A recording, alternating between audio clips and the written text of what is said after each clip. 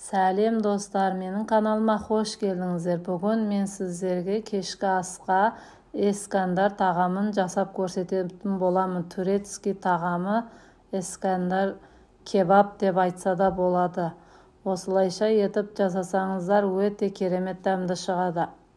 Маған керекті заттарымның барлығын дайындап алдын ала алдым. Ең бірінші кезекте нанымыздан бастаймыз. Нанымызды ортасынан бөлеміз де, ортасын бөлек алып тастап, дөңгелек кусок қылып турап аламыз. Бір шетінен турай бастаймыз осылайша. Барлығының грамын видеоның астына описанияға қалдырып кететін боламын. Сол жерден көрсеңіздер болады. Менің каналыма тіркелмеген болсаңыздар, тіркеліп комментарий жазып кетсеңіздер болады. Осылайша етіп бөліктерге бөліп турап аламыз барлығын. Енді кезекте қалған жартысын да осылайша етіп турап аламыз.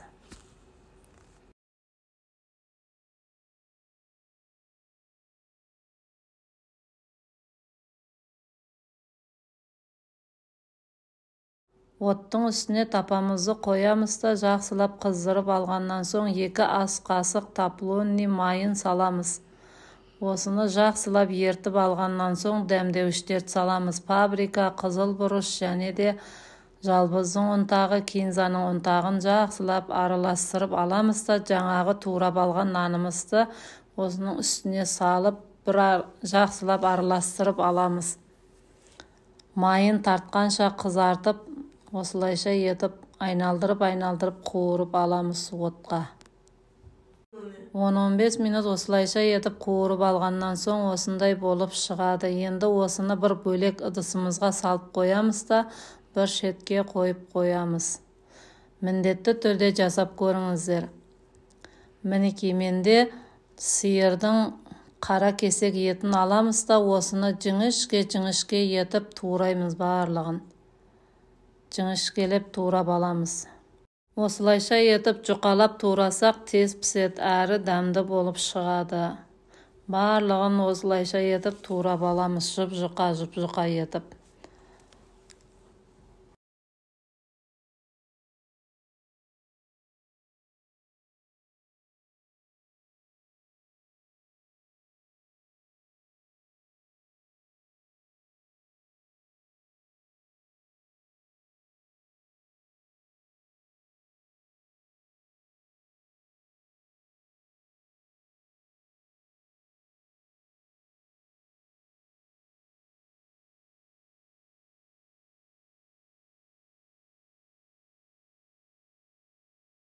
Етімізді турап болғаннан соң тапамызға тағы да жаңағы топлонный майымыздан бір ас қасық саламыз да қыздырып алғаннан соң жаңағы турап алған етімізді қызартып қуырып аламыз.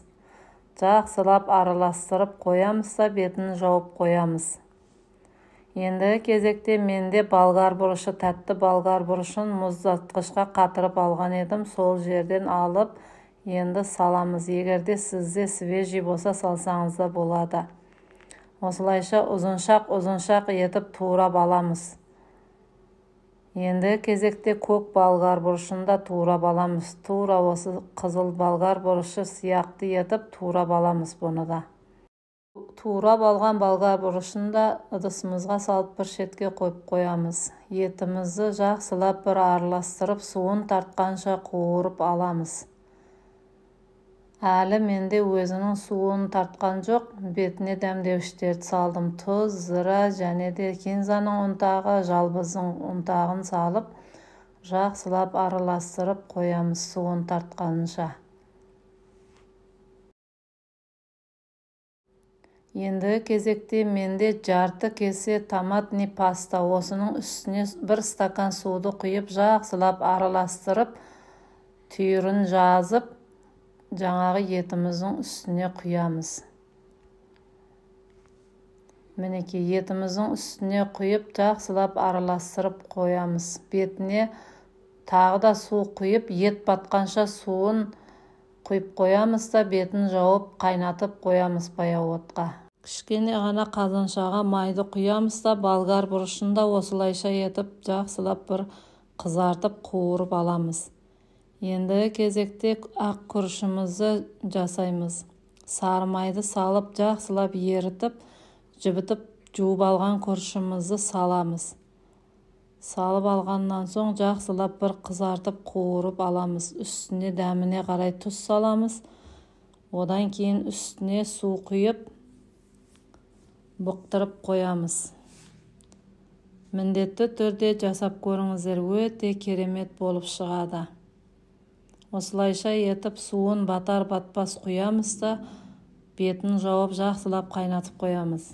Менің күрішім бұғуға шамал қалған кезде мен мұздатқышта осындай көк фасоль менен және де жүгеріні салған едім. Сол жүгеріні салдым осы ақбалауымызға. Дәмі өте керемет болып шығады. Осылай жасап көріңіздер. Ендігі кезекте бетін жауып қоямыз. Менің тамағым пісіп болды. Астына жаңағы нанымызды қойып шығамыз да, бетіне суын құйып, поделифон құйып, етті бетіне салып шығамыз осылайша. Барлық шетіне суын тигізіп құйып шығамыз нанымыздың. Еттерін бетіне салып шығамыз. Бір шетіне жаңағы шөптерімізді тазалап жуып алған едім, соны теріп шығамыз біртіндеп. Сән беру үшін өте әдемі көрінеді. Көрінісі өте керемет болады. Осылайша бір қатар көкшөбімізді, туралған көкшөбімізді теріп шығамыз. Ендігі кезекте жаңағы күрішімізді осындай ыдысымызға саламыз да аударамыз бір шетіне айранымызды құйып, осылайша етіп отбасыларымызға ұсынсақ өте керемет болады. Міндетті түрде жасап көріңіздер. Дәмі өте керемет болып шығады. Астарыңыз дәмді болсын. Келесі кездескенше сау саламат болыңыздар, менің сүйікті көрермендерім.